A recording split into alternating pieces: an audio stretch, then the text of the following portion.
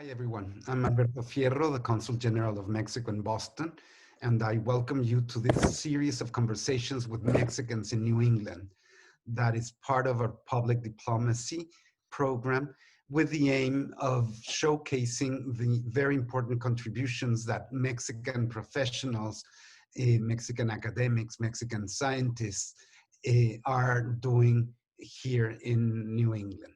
And today the theme, as you know, is a gay novelist teaching Spanish in Boston. And our very special guest is Max Ehrsan, who is a Roman Studies. Max, welcome and thank you so much for wanting to share with us today. Thank you, Alberto. Thanks for having me. I'm very excited. Max Ehrsan was born and raised in Mexico City. He studied at the same university as I did at Universidad Iberoamericana. He has taught Spanish language and literature in Mexico and in the US for over 20 years. In addition to teaching, Max has collaborated as a writer and editor for more than 30 higher education language textbook titles. Since moving to Boston in 2005, Max has taught at the MIT, Brandeis University, Boston University, and Simon's College. Max, could you first talk to us about your experience as a Mexican who has adopted the US as a country to live in? How did you first come here and what made you stay? And why did you choose New England in particular? Sure. It was a bit serendipitous. It was a bit of an accident. I was teaching at Universidad Iberoamericana in Mexico, and a professor from the University of Rhode Island came to visit, and we met by chance, and we were chatting.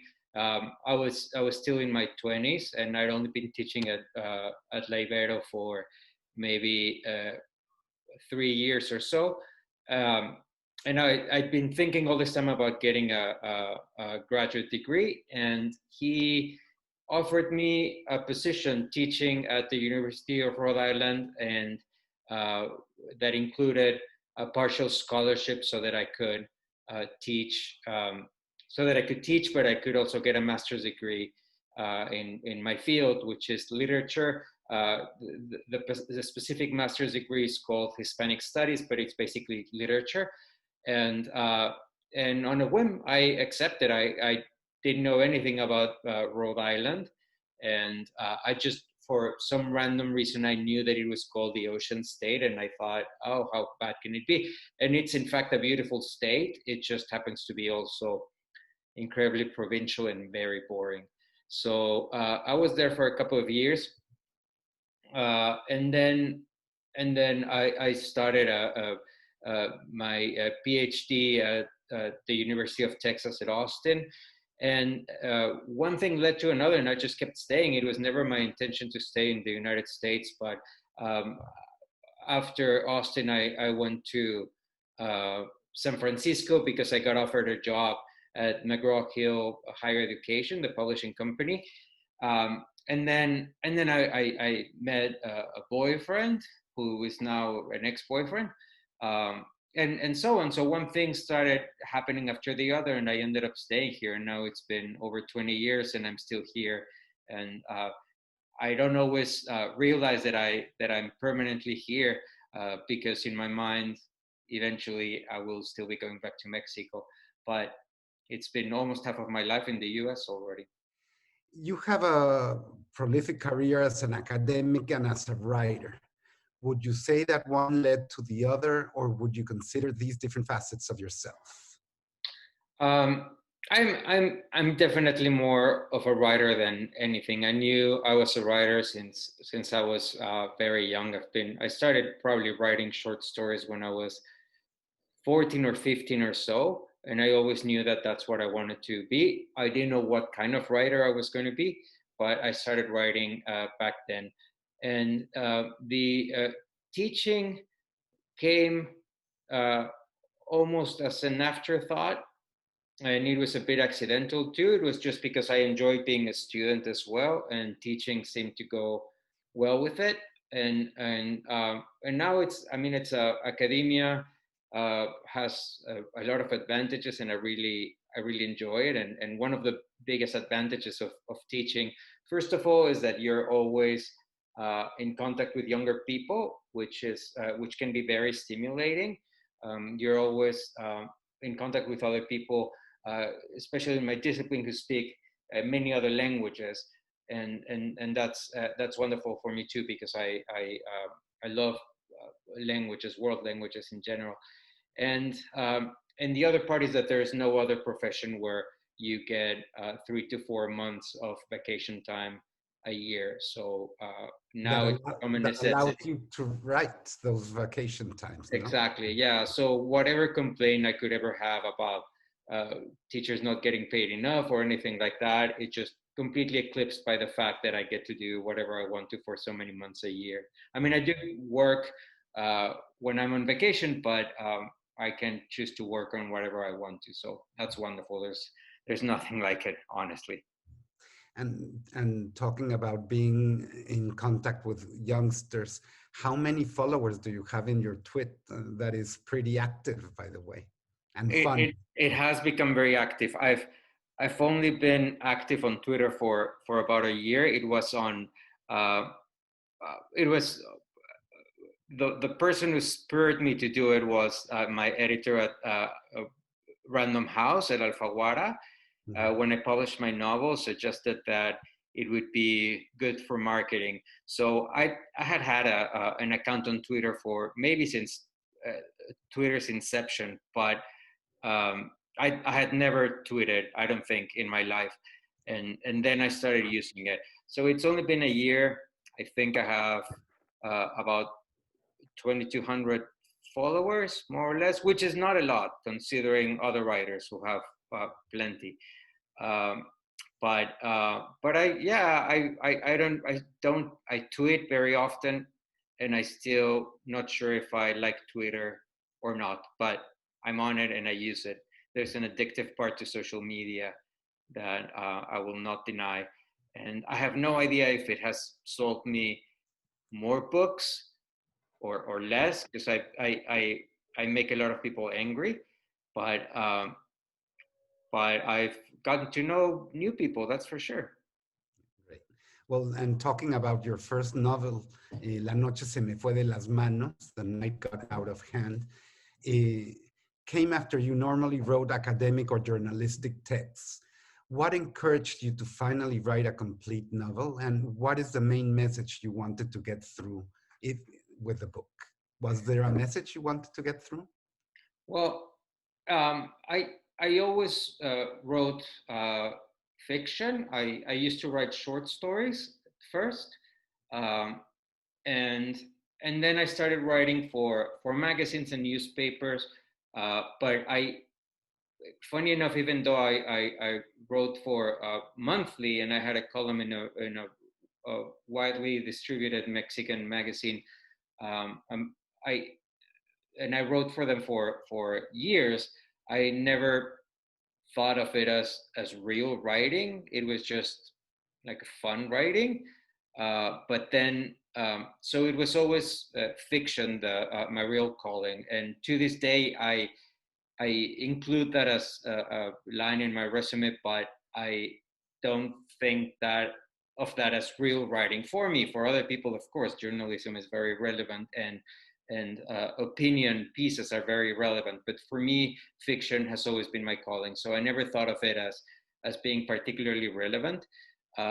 So I always what I wanted to do was write a novel, but I struggled with it for quite a while. Just part of it, I started several novels. I think that happens to a lot of writers, and I would never be able to finish them. For one reason or another, because I changed too much while I was writing it, because the plot wasn't interesting enough, or not deep enough, or I was just completely unsatisfied with the way I was writing, which is also the curse of a writer, right? To never be happy with what you're writing. But this particular novel, which was the hardest thing I've ever done, took me about a good 5 years to write. and this is only because it wasn't 5 years of constant writing. I just kept putting it away, and when I thought that it wasn't leading anywhere, and um, it was just completely horrible, and nobody would ever want to read it or publish it. And then I would pick it up again, reread it, and go like, no, no, no, this is actually really good. And then I would continue writing, and so on. So until I finally decided to finish it, and I thought, okay, well, if I die, it doesn't matter if I publish this novel or not, but at least I want to say that I finished the novel. I didn't know if people were going to like it. I finished the novel, and I submitted it to Penguin Random House. It was the first publisher that I approached, and they immediately picked it up for Alfaguara, which is, as you know, like the golden ticket for any writer that Alfaguara would want to publish you. So they immediately liked it and decided to publish it. As to what message I want to convey, I don't know if there's a message in the novel. I always say it's a love story. Some people have called it a gay love story, but I think that's more of a marketing thing. Many of my readers are not gay, and they Or even your mother.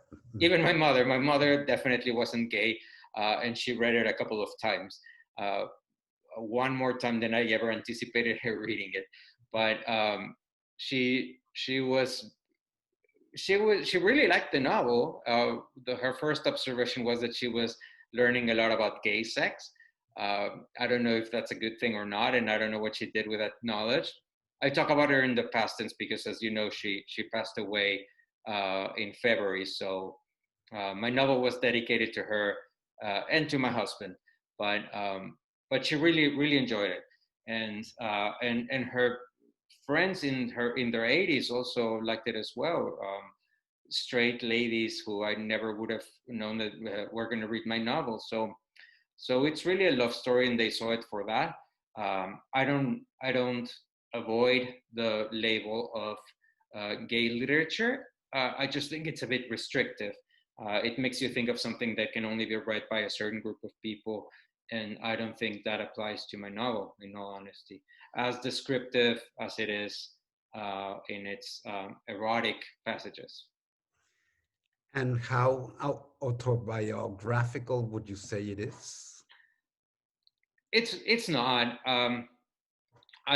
The San Francisco, at least, and the writer for technical Spanish books. That part exactly. is That is based on me. I'd say the narrator of the story, the protagonist, he is a lot like me, and he had similar life experiences, but it's definitely not. I don't want to say autobiographical, but my character is a lot like me, for sure. So my novel borrows a lot from my life, from other people I know, things people have told me, certainly the anecdotes that are narrated within the novel, and very few experiences. Actually, the stories within the short vignettes within the novel about children who are harmless or defenseless, those anecdotes are all taken from real life directly, either from my life and my own memories from my childhood, or from stories that other friends have told me throughout the years. So that I could say that's the autobiographical part. Now the main story is where I just used a lot of imagination. So. Okay. Now, besides writing, I understand that you also run marathons. Could you share more about this? Why and when did you start running? I started running. I started running just for the sake of doing it, because I hadn't exercised for rigorously for a while, I think. one of my brothers had already run a marathon or a couple of marathons, and I was just inspired to try, because I never thought of myself as being very athletic. And one thing that I discovered with running was that I was actually pretty good at it. I'm not fast, but I can go very, very long without getting injured.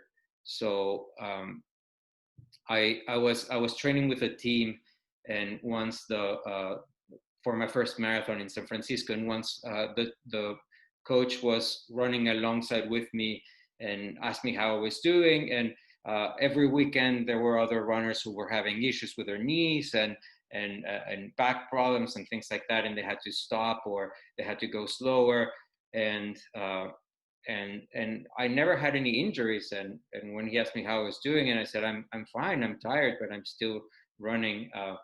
He said, well, you're clearly built for endurance, which was very eye-opening and very surprising, because I never thought of myself as being built for anything. So I use that as a metaphor as well. I mean, I've endured other health issues, and I'm still going. And I realized that I was good at it. I was good at going long, if not fast. And I started enjoying teaching my body to do things it had never done before, like running longer and longer distances. So I ended up running like 15 marathons. Then I had some health problems that were unrelated to running. So I haven't been able to run a marathon in a few years, but hopefully I'll get back to it eventually. It's a very, very enjoyable and experience, and very Zen-like. If you're a writer and you see the world like a writer, running is a perfect time to meditate upon what you want to write about and get wonderful ideas, because your mind gets into some sort of meditative zone where creativity becomes really, really active. So I really, really enjoy it. It's a wonderful sport. Wow. I don't run, but I have swam, and I get that same meditative condition, which is fantastic. Yeah, for We sure. have had a number of conversations with academics and teachers, and we have heard very different reactions from them about teaching online during pandemic, and about how they are dealing with the apparent extra time. Tell us about your experience teaching in Zoom, and during the past months. Have you been able to use this time to read or write more? Have you found yourself more creative? Have you enjoyed the new way of teaching? I mean, it obviously has its disadvantages. It's really weird to be teaching.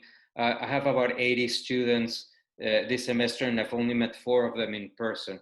Everyone else has been on Zoom, and we don't expect to meet in person. So it's hard to establish a rapport with students if you can see them in person. Usually, in-person classes involve a few minutes before class and a few minutes after class, where you can have conversations with them and get to know them, or they talk to you about their concerns. And in Zoom, you can't do that. You don't really get to know them more than, you know, the few minutes that you have in the classroom, and never after or before. So that's difficult. It's definitely the achievement of students is never going to be as high as with a presential class, where you can actually see their gestures, and you can hear them better as they're pronouncing, and you can correct them better, and so on. Having said that, I am not hating it as much as other people are. There's a part of me that enjoys being at home and being able to get up in between classes and go outside and take a long walk and have, you know, the coffee maker next to me. I really enjoy that. And sometimes just like wearing a polo shirt to teach my class, but shorts underneath, which I would never be able to do in person. They never find out. So that sort of thing, it's actually enjoyable. I'm not sure that I have a lot more time just because I'm not commuting. Teaching online has added, to a certain degree, more work to my teaching activities, because I have to assign more written papers and so on, because there's no real effective way of giving students exams and quizzes. So right now they're mostly writing papers, which take a very, very long time to grade. Furthermore, with students that need help, I need to meet outside of the classroom, and that takes longer than just like a 5-minute meeting, because you have to schedule it and you have to open the Zoom link and etc. So all the logistics have made teaching slightly more difficult in that regard. I don't think I have a lot of extra time. I am reading more and I'm writing more, but I'm still very, very busy. So well, and you give a lot of classes. 80 students in a semester is a lot. it's a lot. Yeah, it's maybe too much. Yeah, but for some reason I keep saying yes to all the classes. I teach at BU and at Siemens University, and yeah, it's sometimes I think I'm going to say no to a class, and then I end up saying yes and having to work a lot. But for some reason I keep doing it. I mean, and do you get to learn the names of most of your students?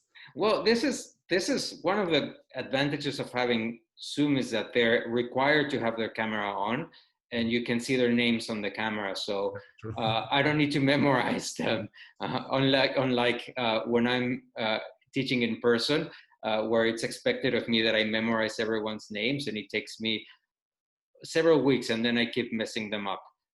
Especially names that are new to me. I know, like, your average English names, but if they have a name that's not common, then it takes me usually a lot longer to memorize, or I just mess up the pronunciation over and over again. But in Zoom, it's just so much easier because their names are there. So it could be the end of the semester, and all of a sudden I realize that I barely recognize a student, but I recognize their name just because I've only been seeing them on camera. That makes life a lot easier. There's less pressure. I forgot to ask you earlier, has teaching Spanish in the US changed from when you started to these days? I understand that in many universities, Spanish with Chinese have become the two main languages for students to take, instead of German and French of 30 years ago. What can you tell me about that? Oh, for sure. Many more students take Spanish right now.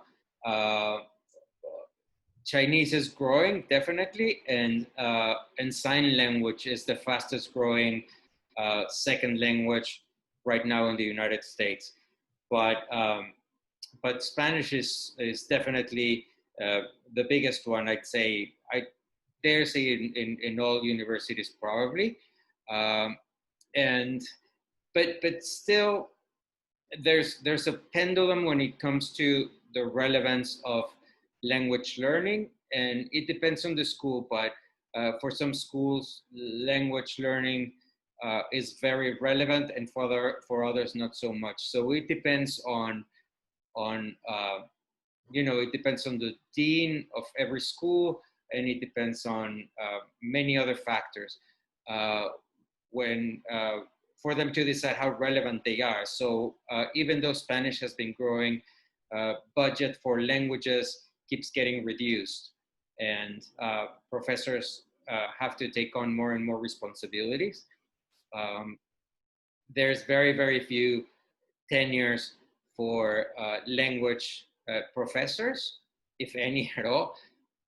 So circumstances are not easy in that respect with language departments.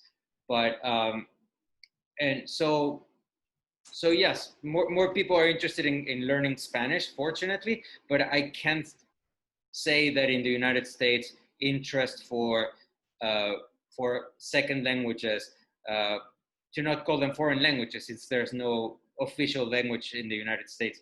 But the interest for people to learn second languages, I'm not sure that it has grown that much in the last few years.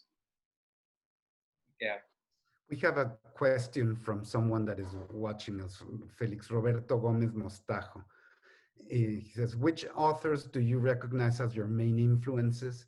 How would you define your style? And more related to Latin American writing vanguards, or rather near modern American literature style?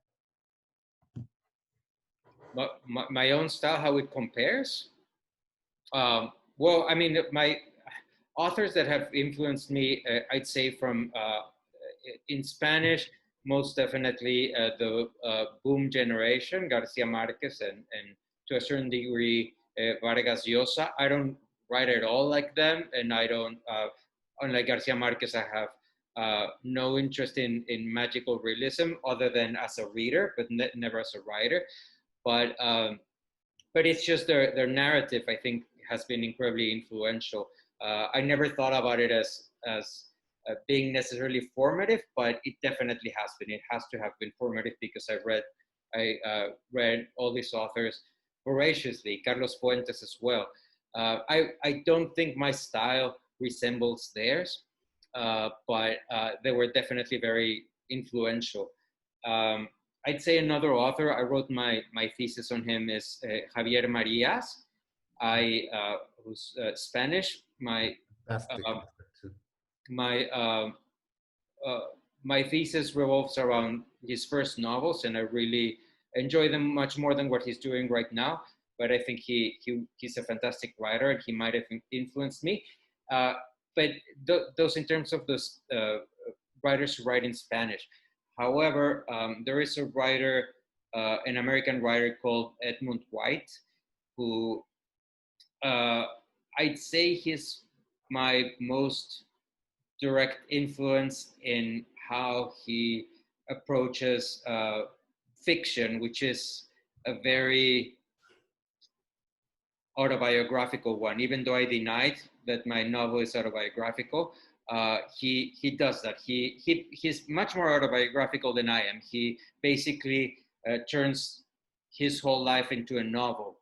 And I don't do it the same way, but he definitely influenced and gave me a lot of ideas on how I wanted to tell my stories, written in the first person and cheating readers into thinking that they're actually talking to the author and that the author and the narrator are the same person, when they're actually not. But I cheat people, like even in my family. A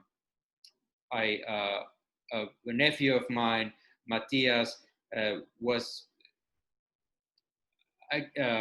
assuming that I had gone through the exact same experiences as my narrator, and when I denied that it was the case, he didn't believe me at all. But yeah, Edmund White is very open about him turning his life into novels, and I really enjoy how he does that. He calls his own literature exhibitionist. I don't think I do the same. I think that's an American tendency, but he's been a great influence, and I've emailed with him and I told him I was very flattered. Sadly, he speaks other languages but not Spanish, so he hasn't been able to read my novel. I'm still hoping that it will soon get translated into English.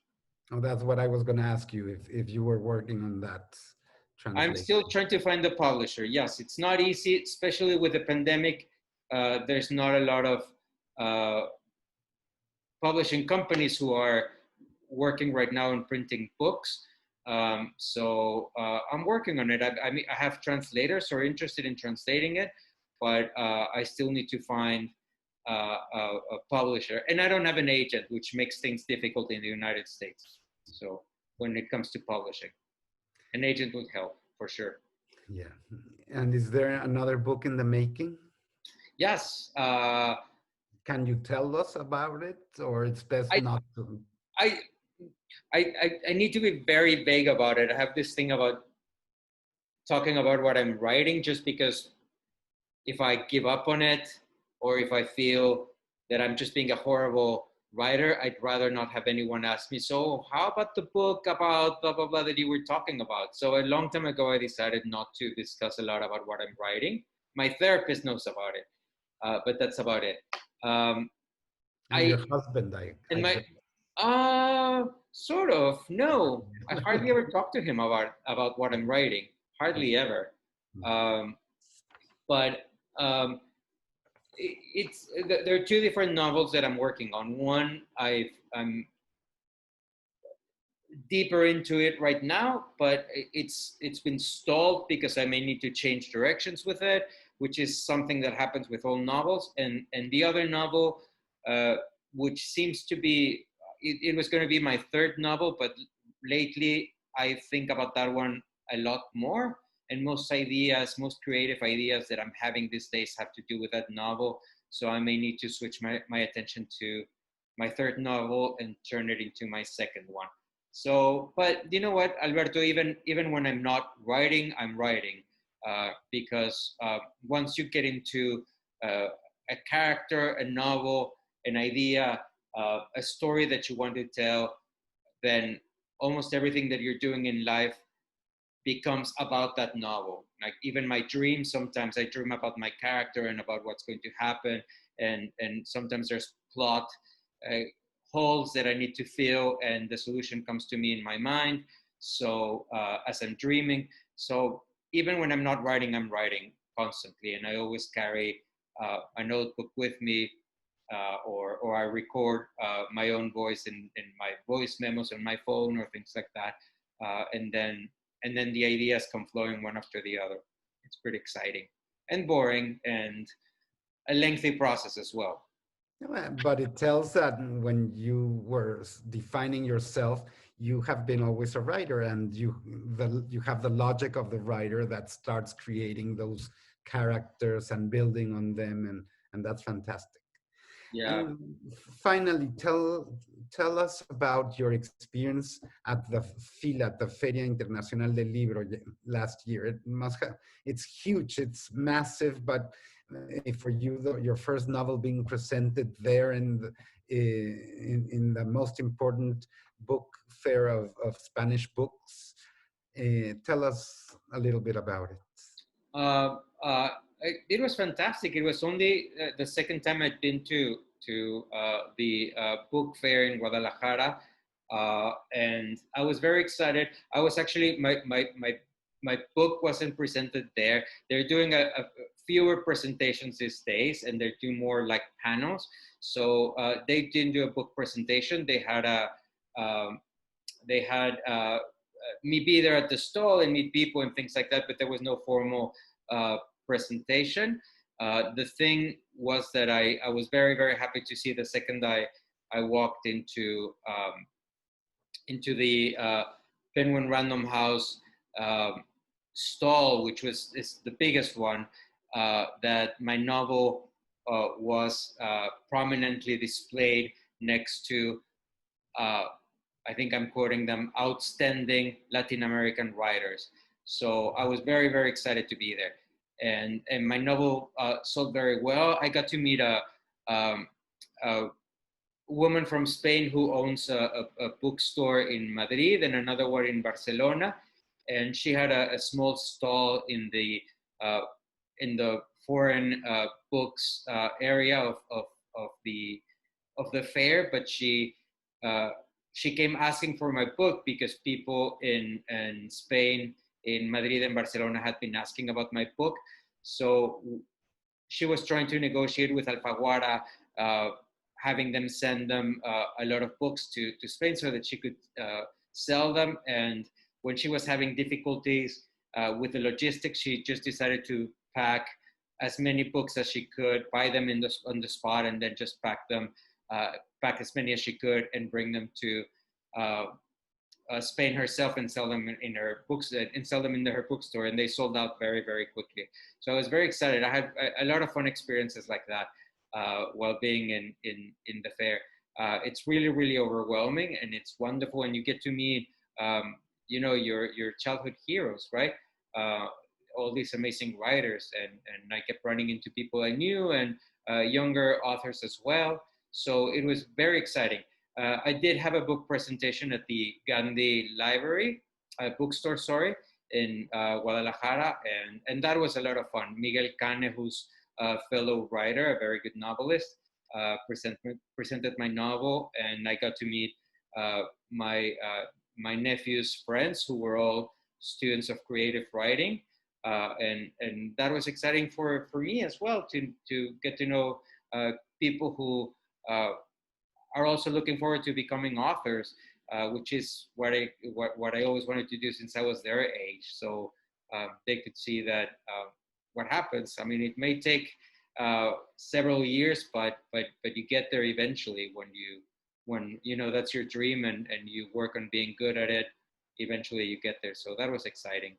Wow. And unfortunately, the pandemic stopped your traveling to present the book. You did travel to San Francisco, but then they closed Berkeley, so you couldn't present it over there. But hopefully next year there will be the chance to Hopefully, yeah. and present. I've been trying to move my novel here in the U.S. in modern languages departments, in Spanish specifically, but also in queer studies, and hopefully it will people will show interest for it. I think it would be. I think modesty aside, like my novel is a good example of contemporary Mexican literature, but also of contemporary queer literature, which is a very relevant topic to and a new field of study, all things considered, in the United States, in the world. So I hope that they show interest and they pick it up. I hope so too, and that they enjoy it as much as I've enjoyed it. Thank you, Roberto. Max, do you have a final comment? You know what? I couldn't open Facebook, so I don't know if other people have joined us, but I want to thank everyone for anyone who joined, for being here, and especially to you, Alberto. I've enjoyed meeting you in Boston and hanging out with you in the past. It's been about a year, right? Already. So thank you very much, and I will look forward to future chats, be it formal and informal ones, with you and other Mexicans in this forum, which is a wonderful forum. I'm glad that you're giving a voice to Mexicans living in the United States, specifically in Boston or New England. So thank you very much, Alberto. Thank you. Thank you all for watching us, and continue looking at this series of conversations with Mexicans in New England.